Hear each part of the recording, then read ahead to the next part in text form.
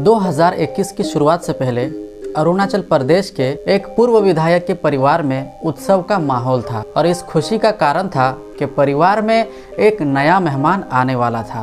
परिवार की बहू 6 महीने की गर्भवती थी, लेकिन इस खुशखबरी के कुछ समय बाद ही परिवार पर मुसीबतों का पहाड़ टूट पड़ा। खबर आई कि गर्भवती बहू का एक सड़क हादसे में निधन हो गया। मामला हाई प्रोफाइल का था, इसलिए पुलिस तुरंत मौके पर पहुंची और इसकी जांच शुरू कर दी। स्टार्टिंग में तो लोगों ने इसे नॉर्मल सड़क दुर्घटना समझा था, लेकिन जैसे ही जांच आगे बढ़ी वैसे ही नए नए खुलासे होते गए और ये मामला सड़क दुर्घटना का नहीं बल्कि कुछ और ही था। इस हादसे में परिवार के कुछ अपनों ने ही विश्वास और प्रेम की हत्या कर दी थी। परिवार के कुछ लोगों ने ही इस गर्भवती महिला की बेरहमी से जान ले ली थी। दोस्तों, वैसे प्यार मोहब्बत की लाखों कहानियां हैं जिसमें कि लोग प्यार मोहब्बत में कुछ इस कदर आगे बढ़ जाते हैं या फिर कुछ ऐसा सिचुएशन आ पनपता है या फिर कुछ चीज़ें हो जाती है जिस वजह से लोग मर्डर करने पे आमादा हो जाते हैं। कोई किसी वजह से मर्डर करता है या कोई किसी बिना रीज़न के वजह से मर्डर करता है। हर मर्डर के पीछे कोई ना कोई मोटिव होता है, लेकिन आज की इस वीडियो में हैरान कर देने वाली कहानी आप जानेंगे, जिसमें कि लड़का लड़की के दरमियान पहले तो मोहब्बत होती है, फिर शादी होती है, फिर बच्चे होते हैं और फिर वही महिला जब गर्भवती है तो ना जाने क्यों उसका मर्डर कर दिया जाता है, जिसे कि अभी आप जानने वाले हैं। हम बात कर रहे हैं अरुणाचल प्रदेश के सबसे चर्चित तेची मीना लिशी मर्डर केस की। यह एक्सीडेंट था या एक साजिश? इस केस में कौन कौन शामिल थे और आज इस केस की स्थिति क्या है और पुलिस द्वारा की गई इस केस की जांच की जितनी तारीफ की जाए वो कम है। इस मिस्ट्री और दुखद भरी घटना को जानने के लिए आप अंत तक बने रहे। अरुणाचल प्रदेश के एक मिडिल क्लास परिवार में जन्मी तेची मीना लिशी की कहानी कुछ इस प्रकार की है कि वो स्टार्टिंग में बचपन से पढ़ने में काफ़ी तेज़ थी, अच्छी थी और शुरुआत की पढ़ाई उसने अपने ही गांव से पूरी की। लेकिन 2008 में आगे की शिक्षा हासिल करने के लिए वो अपने गांव से निकलकर ईटानगर का सफ़र किया।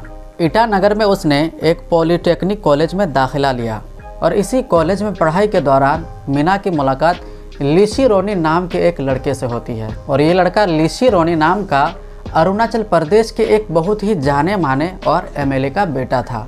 हालांकि दोनों की पारिवारिक और आर्थिक स्थिति में काफ़ी अंतर था, फिर भी उनकी दोस्ती गहरी होती हुई चली गई। समय बीतने के साथ साथ इन दोनों की दोस्ती और गहरी होती हुई चली गई और इन दोनों ने आपस में ज़िंदगी बिताने की कस्में खाई। और जब मीना और रोनी ने अपने रिश्ते को परिवार के सामने रखा तो शुरुआत में तो दोनों परिवारों ने इस रिश्ते से इनकार किया। एक और मीना का परिवार था जो कि साधारण था और दूसरी ओर रोनी का परिवार एक बहुत ही जाने माने नेता, राजनीतिक और आर्थिक रूप से मजबूत था। इतने अंतर के बावजूद भी मीना और रोनी ये दोनों रिश्ते में अड़े रहे और तब जाकर आखिरकार 2012 में इन दोनों के रिश्तों को परिवारों ने स्वीकार कर लिया था। शादी के बाद मीना और रोनी दोनों खुशी खुशी ज़िंदगी जीने लगे। 2014 में उनकी खुशियों की बढ़ोतरी और हो गई जब उनके घर में एक प्यारी सी बेटी का जन्म होता है और बिटिया के जन्म के बाद मीना और रोनी का जीवन एक नॉर्मल तरीके से चलता रहता है, बिल्कुल साधारण सा। मीना मिस अरुणाचल ऑर्गेनाइजेशन में अकाउंट एंड फाइनेंस सेक्रेटरी बन गई, जबकि रोनी अपने बिजनेस को बढ़ाता रहा। शादी के शुरुआती साल अच्छे गुजरे, लेकिन 2017 में दोनों के बीच रिश्तों में खटास आनी शुरू हुई और धीरे धीरे ये खटास इतनी बढ़ गई कि रोनी ने मीना से तलाक मांग लिया। और साथ ही जब दोनों परिवारों को इस बात का पता चला तो उन्होंने समझा बुझाकर इस स्थिति को संभाला और दोनों को समझा बुझाकर साथ रहने के लिए राज़ी किया। कुछ समय तक तो सब कुछ नॉर्मल था, लेकिन 2019 में फिर से रोनी ने तलाक की डिमांड की और फिर से इस बार भी रिश्तेदारों ने इन दोनों को समझाया और साथ रहने पर राज़ी किया। और फिर 2020 में एक खुशखबरी आती है। खुशखबरी थी कि मीना फिर से गर्भवती है और वो मां बनने वाली है। इस खबर से दोनों परिवारों में काफ़ी खुशी हुई क्योंकि परिवार में एक और सदस्य के आने की खुशी थी और साथ भी यह भी लगा कि अब दोनों के बीच की समस्याएं खत्म हो चुकी है। रोनी भी मीना का पूरी तरह से ख्याल रखने लगा और परिवार में फिर से खुशहाल हो गया। मीना की प्रेगनेंसी के 7 महीने पूरे हो चुके थे और परिवार में नए मेहमान के स्वागत की तैयारियां भी ज़ोरों पर थी। लेकिन 5 नवंबर 2020 की दोपहर को एक दुखद खबर ने पूरे परिवार को सदमे में डाल दिया। खबर थी कि मीना अपनी इनोवा कार से कहीं जा रही थी और तब क्रॉसिंग ब्लॉक पॉइंट के पास उसका भयानक एक्सीडेंट हो जाता है। यह इलाका काफ़ी सुनसान था। साथ ही वहाँ से गुजर रहे राहगीरों ने पुलिस को खबर दी। पुलिस मौके पर पहुँचती है तो क्या देखती है कि वो कार सड़क से नीचे गिरी हुई है और कार के अंदर मीना अकेले खून से लथपथ पड़ी हुई थी। पुलिस ने जब ये देखा तो तुरंत मीना को अस्पताल पहुंचाया गया। डॉक्टरों ने मीना के पल्स चेक किए तो पता चला कि मीना की मौत हो चुकी है और उसके गर्भ में पल रहे 7 महीने का बच्चा भी उस हादसे का शिकार हो चुका है। शुरुआत में तो यह मामला एक साधारण एक्सीडेंट का लग रहा था, लेकिन चूंकि यह मामला हाई प्रोफाइल का था इसलिए पुलिस ने इसकी जांच बहुत गहराई से की। एफआईआर बंदरदेवा थाने में दर्ज की गई। पुलिस को सबसे ज़्यादा संदेह इस बात पर हुआ कि कार में मीना अकेली थी जबकि कोई ड्राइवर मौजूद नहीं था।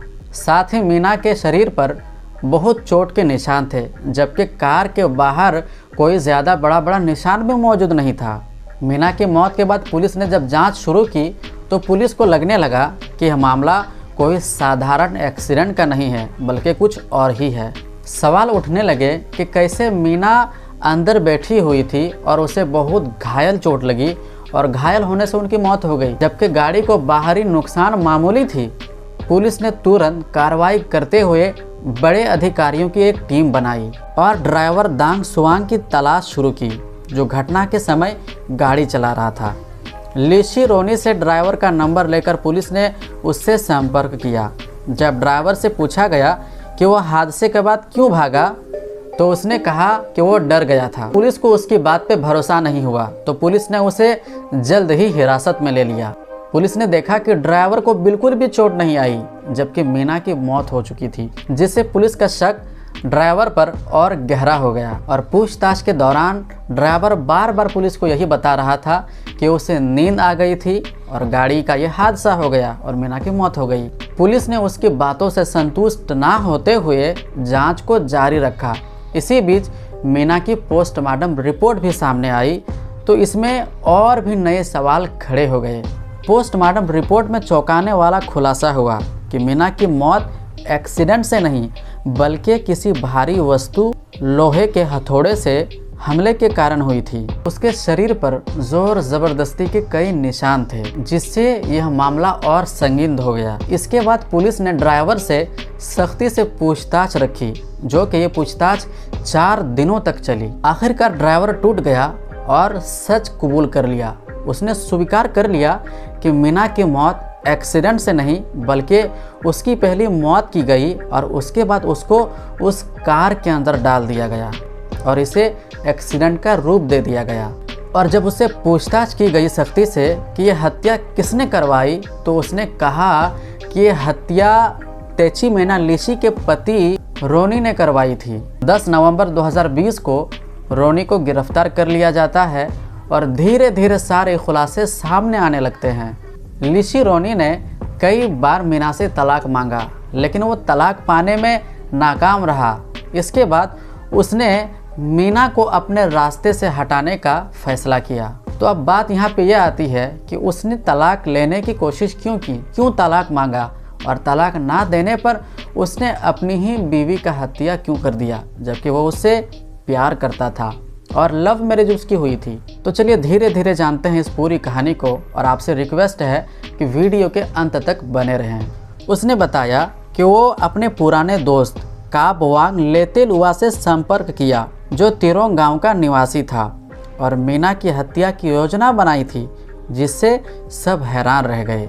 रोनी ने जब तलाक में असफलता पाई तो उसने मीना की हत्या करने का फैसला किया। वो अपने दोस्त कवांग से मिलता है और कहा कि वो अपनी पत्नी को मरवाना चाहता है लेकिन इस तरह कि किसी को शक ना हो। कवांग ने तिरा जिले से 2 कॉन्ट्रैक्ट किलर तासु यांग और ताने खानिया को इस हत्या के लिए तैयार कर लिया और 27 अक्टूबर 2020 को इनकी पहली मीटिंग ईटानगर के एक होटल में हुई, जिसमें कि रोनी भी शामिल था। और इस मीटिंग में हत्या की योजना फाइनल कर दी गई, जिसमें कि रोनी ने 7 लाख रुपये देने का वादा किया। 2 लाख रुपये एडवांस में दिए और 5 लाख हत्या के बाद देने का वादा किया। और तय हुआ कि इस हत्या को सड़क दुर्घटना का रूप दिया जाएगा ताकि किसी को भी शक ना हो। और दाता सुयांग को मीना का नया ड्राइवर बनाया गया, लेकिन 2 नवंबर को उसने अकेले हत्या करने में असमर्थता जताई। तब प्लान में एक और व्यक्ति दमिया खोया को शामिल किया गया। 5 नवंबर 2020 को हत्या का दिन तय किया गया और 4 नवंबर को इन सभी तैयारियों का जायजा लिया गया, जो कि आखिरी जायजा था। प्लान के मुताबिक मीना की हत्या का आखिरी चरण शुरू हो गया। 5 नवंबर 2020 की सुबह लिशी रोनी ने अपनी पत्नी मीना से कहा कि उन्हें एक ज़मीन की डीलिंग के सिलसिले में कसंगसा जाना है और मीना को भी साथ में चलने के लिए कहा। और योजना के अनुसार नया ड्राइवर दत्ता सुयान समय पर मीना और लिशी को घर से पिकअप करता है। कार में पहले से खोया भी बैठा हुआ था।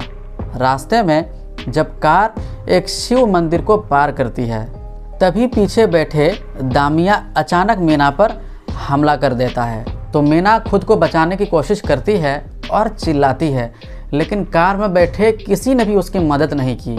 इसी बीच दमिया के पास रखे लोहे के हथौड़े से मीना पर बार बार वार किया जाता है, जब तक कि उसकी मौत नहीं हो गई। और फिर मीना के मरने के बाद कार को धीरे धीरे एक सड़क के किनारे उतारा जाता है ताकि इसे एक एक्सीडेंट का रूप दिया जा सके। और इस दुखद काम को अंजाम देने के बाद वो सभी लोग वहाँ से भाग जाते हैं। और कुछ देर के बाद राहगीरों ने वहाँ गिरे हुए कार को देखा तो पुलिस को सूचना दी। पुलिस पहुँची, लेकिन पुलिस को पहले ही समझ आ चुका था कि ये कोई एक्सीडेंट नहीं बल्कि हत्या थी। और पुलिस ने इसकी जांच इसलिए जारी रखी ताकि पुलिस आगे की जांच कर सके और इसके पीछे कौन कौन है उन कातिलों का पता लगाया जा सके, जिसमें जल्द ही पुलिस को इन कातिलों का पता भी चल गया और इसका कारण भी पता चल गया। अब आप कारण सुनिए, किस कारण और किस रीज़न की वजह से उसने इस काम को अंजाम दिया था। तो दरअसल बात है कि 2016 में लिशी रोनी का चूमी ताया नाम की लड़की से अफेयर शुरू होता है, जिससे वो अपनी पत्नी मीना से तलाक लेने की फिर कोशिश करता है।